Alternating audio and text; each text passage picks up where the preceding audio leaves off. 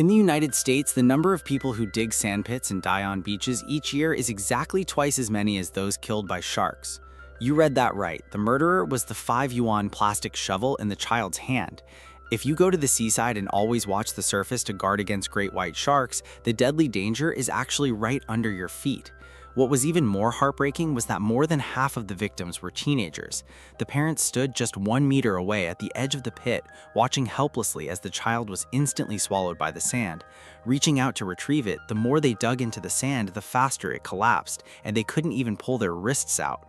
This isn't a seaside ghost story, but the most inhuman mechanical trap of sand. You might think the sand is loose and soft and just step on it and it will scatter, but once it mixes in a little water, it turns into something else. Dry sand crumbles easily when squeezed, but wet sand can build a castle and even hold up a seemingly solid whole. It's precisely because it looks so steady that people are most likely to let their guard down. The real danger in the sandbox isn't that it's scary, but that it looks too much like an ordinary toy. First, let's ask the simplest question. Why can't dry sand pile up, but instead add just a bit of water and it can hold up? Many people think water is stuck to the sand, but that's not true. What really works are the invisible water films between the grains of sand. Each grain of sand has gaps, and when water drills in, it pulls the grains together like miniature suction cups. One suction cup is nothing, but with countless such suction cups working simultaneously on one sandpit wall, the sand can of course stand for a while. But note, this is temporary. Sand is not cement. It is only temporarily borrowed by water for a moment. If the water is too little, the sand grains can't be pulled up. When water is too high and the gaps fill up, these miniature suction cups fail again. Beaches happen to be where moisture changes the fastest. When the sun is basking, the surface starts to dry, and when the tide rises, groundwater seeps up. During the 10 minutes the child lowers their head to dig, the sandpit may have gone from barely holding to collapsing at any moment. But the scariest part is, from the outside, you can barely tell what you want. It won't warn you in advance that danger is approaching. The pit walls may still be the same color, and when struck, they will still be rock hard, even looking sturdier than when first dug. But the internal structure was quietly loosening, like a tooth hollowed out by cavities. The surface still glazed white, but the inside was already hollow. You think it's a wall, but it's actually just sand that hasn't fallen down yet. The most severe part of a sandpit collapse is sudden. It doesn't slide down bit by bit, nor does it crack a large gap to give you time to escape. Instead, one moment it's intact, and the next an entire wall of sand smashes down in unison. In engineering, this is called sudden instability, like a piece of glass so quiet in front that nothing happened, but in the end it shattered to pieces. The sandpit is the same. From safety to loss of control, there may not even be half a second in between. Before the child could even lift his head, his body was already swallowed by the sand. And collapses aren't the most terrifying. What truly kills people is the weight after the collapse.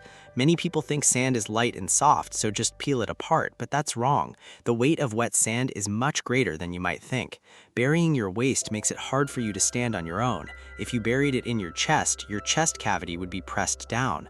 Your mouth and nose might still be exposed. The air is right above your head, but you just can't breathe in. Because to breathe, the chest must first expand, and sand acts like a flowing iron cage, locking your chest tightly. This explains why in some accidents, parents are right there but still can't be saved. Because sand is not a cover, just lift it and it's done. It is a particle that flows, backfills, and continuously fills the space. You grab a handful from above and 2 more slide down from the side. The more eager you dig down, the more likely the hole will keep collapsing. The most painful part is that the child might be only a dozen centimeters away, but that sand feels like a living wall. In 2024 in Lauderdale Beach, Florida, USA, a 7-year-old girl and her brother were playing on the beach when a deep sandpit suddenly collapsed. The older brother was buried in his chest and the younger sister was completely covered. The adults on the scene desperately dug with their hands and buckets. Rescuers arrived, but the girl still did not return.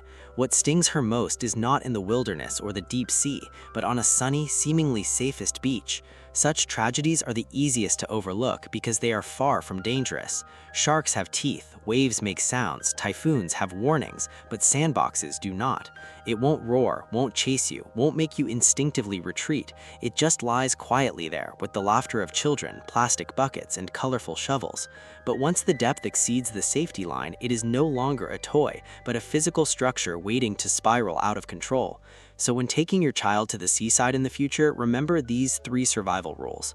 First, the sandbox should not exceed the knees of the shortest person inside, especially not letting children crawl into deep pits, horizontal holes, or tunnels. Second, don't stand at the edge of the bunker because your weight adds extra pressure and could be the final step to crush the pit wall. Third, if a burial occurs, don't just dig down from the top of your head. Call for help immediately, expand the mouth, clear the surrounding sand away, and call emergency services as soon as possible.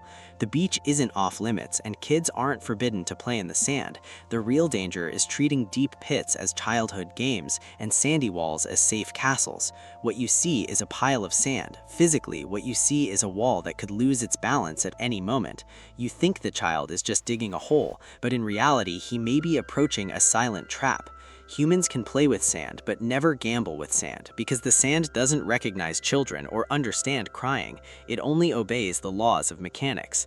Next time you see your child digging deeper and deeper by the sea, don't just praise him for digging well. Let him stop first. A sand pit filled in time might be a child rescued ahead of time.